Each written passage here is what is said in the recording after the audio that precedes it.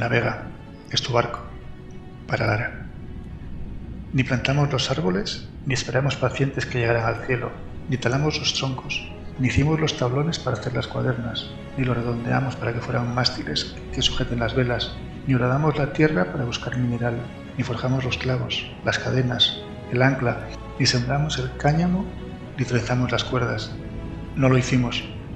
Sí regamos la tierra, abonamos raíces, engrasamos las sierras, manejamos el fuelle, sujetamos tenazas, aprendices de todo, pero maestros de nada.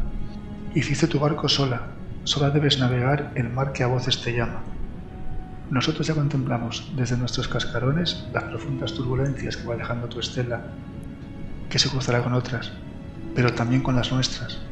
Navega hasta que riegues la tierra de plantas que no plantarás, hasta que abones raíces de árboles que no talarás, hasta que engrases las sierras que le den forma a madera que no cortarás, hasta que avives la fragua que fundirá el mineral que no extraerás, hasta que veas una estela que se aleja por el mar.